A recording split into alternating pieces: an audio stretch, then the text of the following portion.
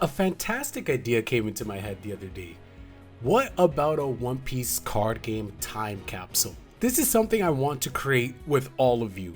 The idea, the plan, the purpose of this series, and I know you guys are probably saying, Ryan, you come up with so many series. How did the ideas keep coming?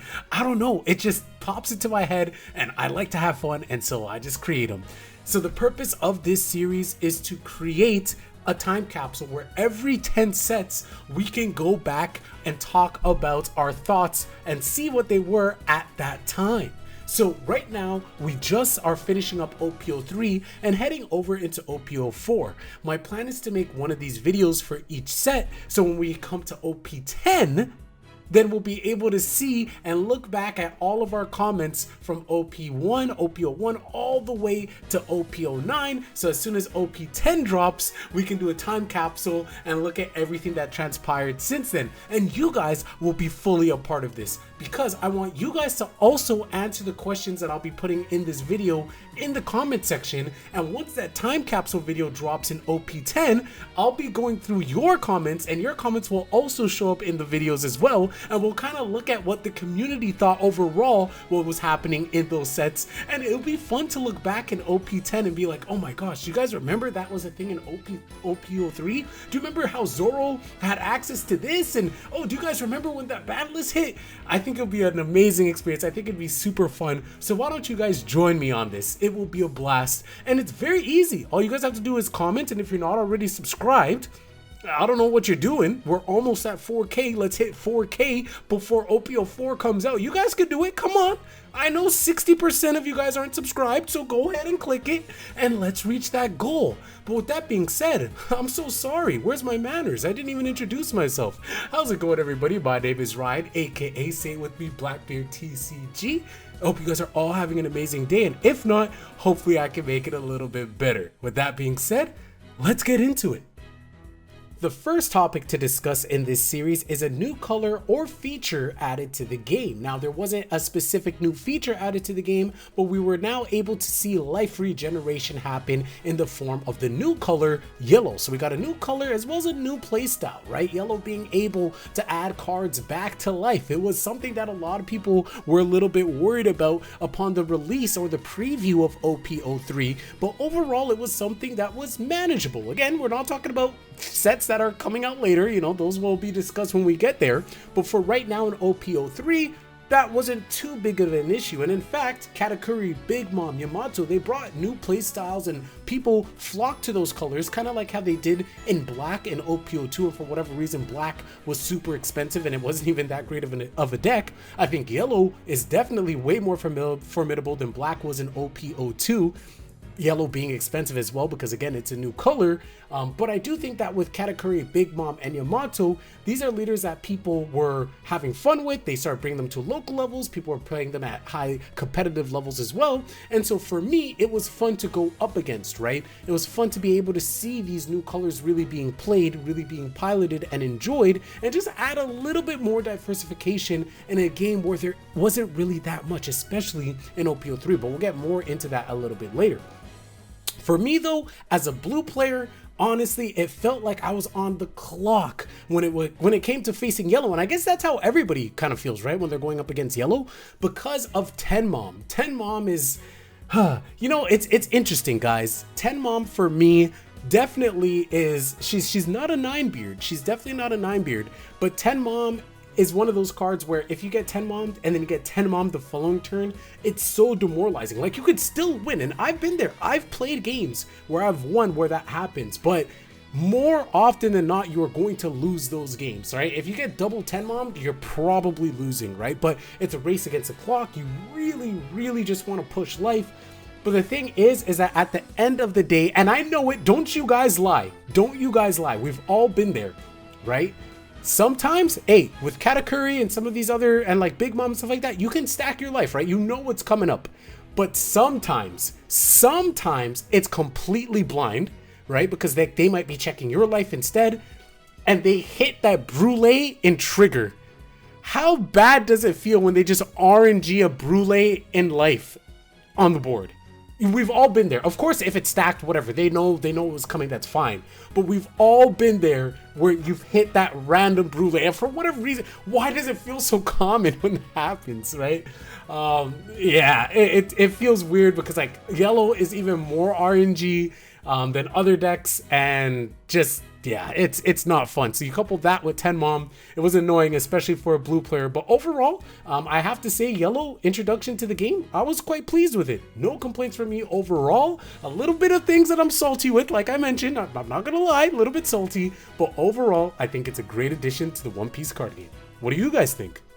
The next thing is, out of all the leaders, what deck was I excited to pilot, and more importantly, did I actually like it? So for me in OP-03, I was excited to pilot Rob Lucci, so much so that I decided to get his alt art. If you guys remember, I uploaded a video showing you guys all of the singles that I bought once the set first came out, and I basically bought every single card needed to fully build a Rob Lucci deck.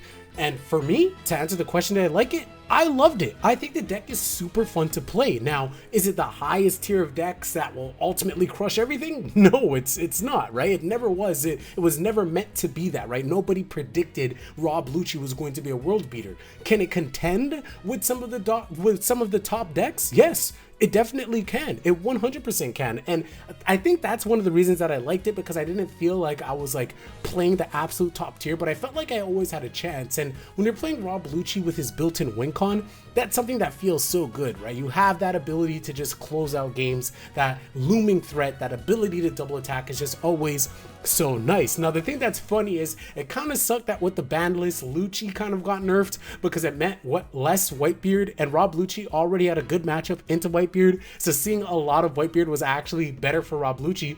But funnily enough, we still seen more Whitebeard, not more, we didn't see more Whitebeard players, but we still seen a decent amount of Whitebeard players in the English version throughout OP-03, some even winning major events, coming in first place with Whitebeard regardless. So Lucci is still very much a very viable deck. Now, however, in my area, locals and things like that, a ton of law.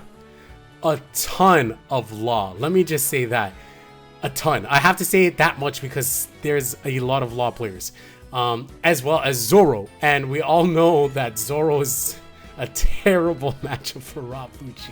If you guys know, you know. So yeah, it's not fun. So you know, if you're like me and you're just facing a bunch of laws and Zoros, Lucci isn't that much of a good time. If you're in an area where you're facing up against a lot of Whitebeards, then maybe you might be having a good time with the Rob Lucci. But overall though, guys, I thought that Rob Lucci was an absolute blast to play. I'm extremely happy with my purchases in OP-03. I'm extremely happy I got that alternate art because I think that it looks beautiful personally as well. And I got it for cheap too. So hey man, yeah, it's a win-win. Overall, again, I'm really happy with it. I was excited to pilot the deck. It fulfilled its purpose for me. I played the air door version. Can't complain. Really good pick. The next thing to discuss are the 3 decks I had the most fun playing in this format. So for me, number 1 has to be Crocodile. As you guys know, if you've been following the channel, Crocodile has always been my number 1 deck from pre-release until now. Crocodile is my flavor of choice. He will always be my number 1 deck. Once Blackbeard comes out, that will switch. Your boy's only playing Blackbeard, all right?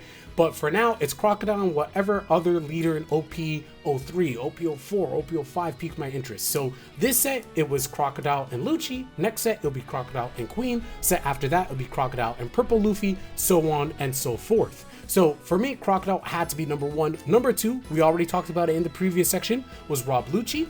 And then third deck was Odin. Super casual, fun pop-off deck that wins against people that don't know what it does. I really enjoyed Odin. If you guys want to see a deck profile, I do have a deck profile up on my channel. Again, don't expect to win any regionals with this, but it's a deck that is super cheap to pick up. You probably already have all the cards for it if you've been playing from OP-01, and it's just a fun casual deck. So those were the 3 decks that I piloted the most during this format.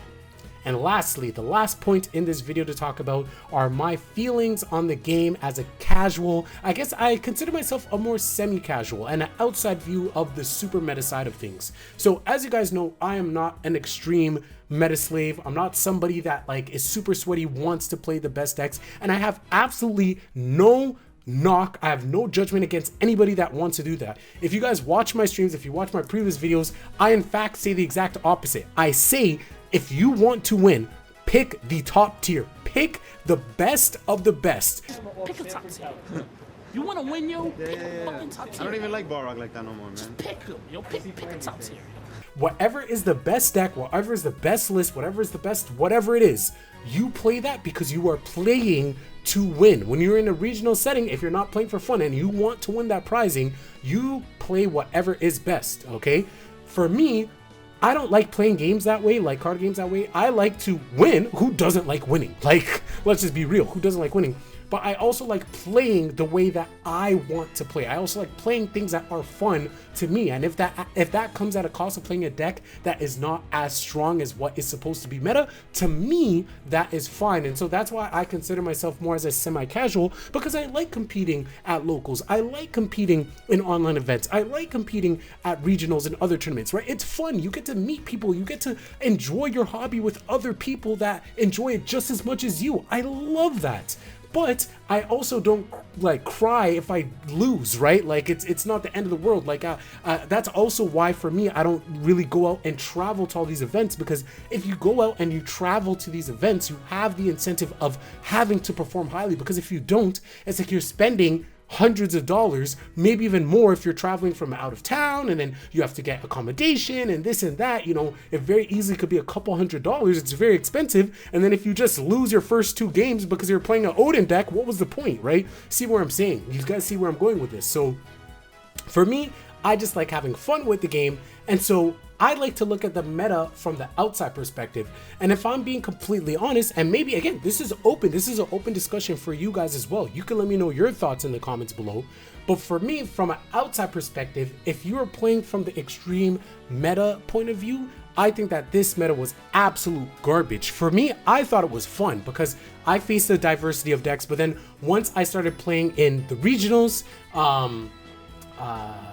that was it, or actually no, it was a treasure cup. I don't know if it was a treasure cup or the regional. I don't know what it was considered, but I remember my first 4 matchups were all law, like literally all law, and I'm like, oh my god, this again. And so like just seeing just all the laws and Zoros, it was just so I don't know. Again, if you guys like that, then that is all the more power to you, right? For me, that's not my cup of tea, and the format just looks so boring if you were playing that. But again, if you loved it, then fantastic, right? But for me, if I were to rate it on a scale of 1 to 10 in terms of how fun I think it would be to play those decks, for me, obviously I'm gonna rate it low, right? Like I would rate that like a 6 out of 10, or maybe even a 5 out of 10. And that's just because my decks that I like weren't the top tier, right? Like that's just my subjective opinion. Sure, if Crocodile was S+ tier, just shitting on everything, and hell yeah, I'm gonna be playing that. I wouldn't mind facing Crocodile versus Crocodile mirror match. I wouldn't mind facing Crocodile versus whatever. If Crocodile was the best deck in the game, then obviously my rating would be like, yeah guys, 10 out of 10 format. My favorite deck is destroying the meta, right? So again, this is all subjective, this is all bias. And so for me, as somebody who, you know, Law is a fun deck, but I just don't like it. Zoro I absolutely despise. For me, it's just on the outside looking in, I'm just like, damn man, like have fun you guys just going up against those decks all the time. But that's just my honest opinion, and that is my full retrospective of OP-03 for the time capsule. And so everybody, what are yours? Let me know in the comment section below. Answer these 4 questions. What are your thoughts on yellow, the new yellow decks? Let me know your thoughts on that. What new leader were you excited to play? And ultimately, did you like it when you actually built it and played it?